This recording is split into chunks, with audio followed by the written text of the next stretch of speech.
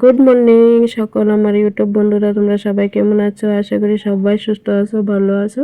তোমরা ভালোবাসায় ভগবানের আশীর্বাদে আমিও ভালো আছি। আমি ত্রিপুরা থেকে, আমার নাম রিঙ্কি। রিঙ্কি স্বপ্ন চ্যানেলে তোমাদের সবাইকে স্বাগত।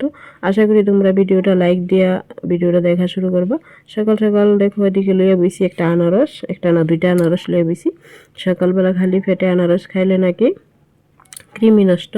তো কালকে তো বরবার জামুগা, তো এলাকা বর পেতেছে দুইটা আনারসি কেটে নাও সকাল সকাল। তো কাটতে গিয়ে তোমরা লোক একটা ভিডিও করলাম, আর তোমরা প্লিজ ভিডিওটা দেখা একটা কমেন্ট করে যাইবা। আর নতুন বন্ধু আইলে অবশ্যই চ্যানেলটা সাবস্ক্রাইব করবো। এখন পর্যন্ত কিন্তু কেউ ভিডিও দেখে আমার ভিডিও সাবস্ক্রাইব করছো না, চ্যানেল কমেন্টও করছো না। লাইক কমেন্ট করলে আমারও ভিডিও করার আগ্রহটা বাড়ে। আর একটা কমেন্ট করলে কমেন্টটা ধরে আমিও তোমরা পরিবারে যাইতে পারি, তোমরা সাপোর্ট করতে পারি। তো অবশ্যই তোমরা এটা করবা। আশা করি এই সাপোর্টটা আমি সবার কাছে পাবো। তো দেখো আনারসটা কেটে নিছি। চামরিচ নিয়ে কার কার লাগবো চামরিচ, এই যে বাঁচতে আছি। আসল কথা হলো মরিচটি আনছে 1 মাসের উপর হয়েছে। তো আমিও একটু আলসেমি করছি, ফ্রিজে আছে, প্যাকেটের ভিতরে থাকতে থাকতে এই পর্যন্ত মানে পচা আছে। তো কালকে যাবো বাবার বাড়িত, গেলে তো ফ্রিজটা বৃষ্টি থাকলে বন্ধ থাকবো, কারণ সোনার বাবা কাজে যাইব গা, আর আমিও বাড়িতে থাকতাম না, তো আরও নষ্ট হয়ে যাবো। তো আগে এটি বাচ্চা নিই, বাচ্চা এটির একটু সরাই রাখুন, শুকাই গেলে তারপরে বক্সে ঢুকামো, এটা ঢুকাই রেখে দেবো। শুকাইতে হইব না, শুকাইলে ভিজা থাকলে নষ্ট হয়ে যাবো আরও। আর তারপরে কাটুম বাজার লয়ে গেছি, কারণ তারপরে কাটুম ইডারে রাত্রেবেলা রান্না করুন ডাল দিয়া।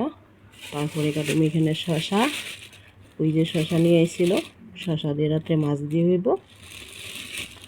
তো এটিরে রাত্রে রান্না করুন, কারণ কালকে আমি সকালে যাবো গা। তো সোনার বাবা সকালে ভাত লয়ে যাব কাজে। তো চলো আমি এটি বাইছি, তারপরে আবার আইতেছি। তো বাচ্চা ছেড়া তারপরে আইলাম তোমার সাথে। আবার দেখো ভালো করে বাচ্চা নিয়েছি, বাচ্চা সরে রেখে সবজি কাটতে কাটতে দিয়ে শুকাই গেছে গা। তো তারপরে আমি কোটোর ঢুকে নিতেছি, জল থাকলে আরো তাড়াতাড়ি ফুটছে যাবো গা। তার মধ্যে ফ্রিজটা থাকবো 3-4 দিন বন্ধ, কারণ 3 দিন থাকুন বাবার বাড়িতে। সোনার বাবা একলা না করে খাইতে অসুবিধা, আর তার মধ্যে সোনার বাবাও থাইকে কাছে যাইব 2 দিনের লেগে, তো ফ্রিজটা একদমই বন্ধ থাকবো। তার মধ্যে বৃষ্টির দিন কোন সময় দিনে আবার ঠাড়া দেয়, তো ফ্রিজটা নষ্ট হয়ে যাবো। তো এর লেগে এভাবে করে শুকনা করে রাখা দিছি। আর সবজিটিও কাটা আমি বলতে কাটছি না, চাল কুমড়াটা কেটে নিছি। এদিকে শসাটা লয়ে বসি কাটতে। তো এগুলা কাটছি ঠিকই, কিন্তু রাত্রে এগুলা কিন্তু রান্না হয়েছে না, পরের দিন সকালেই রান্না করছি। কেড়ে রান্না হয়েছে না, এদিন আসছিল কিন্তু লোকনাথ পূজা। তো এটা অনেক দিন আগে, লোকনাথ পূজা তো গেছে অনেক দিন হয়েছে। বুধবারে নিয়ে লোকনাথ পূজা গেল, বুধবারে না না মঙ্গলবারে, হ্যাঁ মঙ্গলবারে লোকনাথ পূজা গেছে। তো ওই দিনের ওইটা, তো বিকালবেলা একদম সন্ধ্যা হয়ে এসে 5:30 মতো বাজে, তখন ওই আমার বৌদি ফোন করছে। বৌদি ফোন করে বলতেছে যে চলো লোকনাথ পূজা আজকে, একটু চলো ঘুরাই। তো আমি বললাম আর একটু আগে কইতে পারতাম। তো তাও আচ্ছা সন্ধ্যার সময় আমি ভাবলাম চলো পার্কটার কাছে আছে, একটু পার্কেও মানে বাইরের ছেলে পার্কটা গেছে না। তো আমি তো কালকে পার্কে গিয়েছি, তো চলো একটু যাই। তো বৌদি ভাবছে প্রসাদ দিব, তো গিয়ে দেখি প্রসাদ দুপুরবেলা দিয়ে এলাইছে। তো এখানে একটু ছবি তুললাম, একটু ভিডিও করলাম, প্রণাম টনাম কইরা। তারপর একদম পাশেই পার্কটা, তো আবার গেলাম পার্কে। তো পার্কে গিয়া আবার একটু খেলাধুলা করলো, কারণ সন্ধ্যা হয়ে গেছে। একটু বাড়ি থেকে বেরিয়েছি 5:30 ওই জায়গায় যেতে যেতে, মানে লোকনাথ মন্দির টন্দির ঘুইরা একদম যেতে যেতে 6টাই বাজছে। হ্যাঁ 6টা, কারণ এমনি তো 15 মিনিট লাগে। তো গিয়া সোনা এদিকে খেলা করতেছে। আর জানো আগের দিন যে গেছিলাম, মানে এর আগের দিন যে গেছিলাম আমি আর সোনা, তখন গিয়া সোনা খেলছিল, তোমরা দেখাইছিলাম। ও পরে গেছিল, পরে গিয়া মাথার মধ্যে ব্যথা পাইছিল পেছন দিকে। তো ব্যথা যে পাইছে, আমি ভাবছি হালকা একটু চোট পাইছে, কিন্তু এটা বুঝতে পারতেছি না, ওর মাথার চুলটা অনেকটা বড় হয়ে গেছে। তো বুঝছি না। তো আমি একদম বাবার বাড়ি থেকে বেড়াইতে আইয়া বললাম, তারপরে তোমাদের কাছে ভিডিও দিতেছি। তো এই যে এটা হলো বদির ছেলে আর সোনা। তো বদি উঠে তারপরে ওরা নামাইতেছে, তা আমি আবার হাসতেছিলাম। তো মানে যেটা কইতে গেছিলাম, তো বাবার বাড়ি থেকে বেড়ায় একদম আইলাম।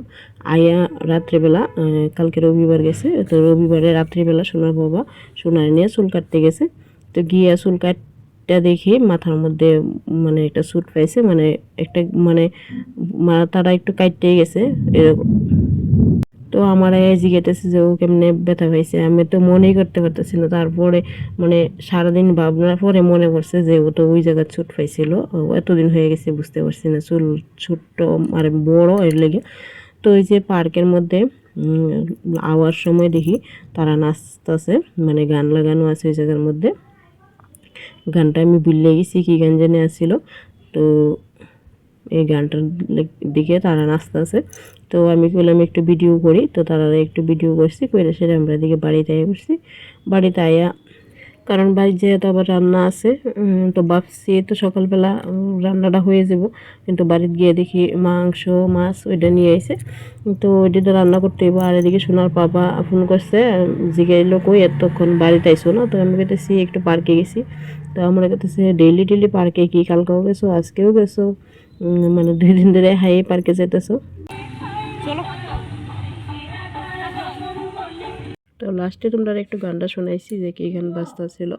তো তারপরে আয় পড়লাম এদিকে বাড়িতে আয়া, এই যে দেখো ঘাস কাপই তো গেলো, ঘাস কাপ মাছের পেটি নিয়ে এসে সোনা খাইব করে। তো শশা দিয়ে এটি রান্না করুন। আর এদিকে মাংস নিয়ে এসে মাংসর মানে মুরগির পা, শুধু পা না, নিচে কিন্তু ফ্রেশ মাংস আছে। সোনার বাবা এই পোলট্রি মাংসটা খাইতেছে না, তো এর লেগে এক্সট্রা মানে পা নিয়ে আয়। সোনার বাবা শুধু পা দিয়ে খায়, আর বাকি মাংসটা ফ্রেশ মাংস দিয়ে আমি খাই। তো এদিকে রান্না বয়েছি, চুলার মধ্যে গেছে কারেন্ট, তো কারেন্ট নাই, মোবাইলের ফ্ল্যাশ দিয়ে রান্না করতেছি। তো আর এভাবে কষাই না মানে পানি নামাইলে না খেতে বেশ ভালোই লাগে। সোনার বাবা তো গরম গরম সাথে সাথে খেয়ে এলো। তো তোমরা কারা কারা এভাবে খাও মানে মুরগির পা, অবশ্যই জানাইবা। তো আজকের ভিডিওটা এটুকুই ছিল। কালকে আবার দেমো বাবার বাড়ির থেকে কি কি গুইরা কাটাই এলাম ওই ভিডিওগুলো।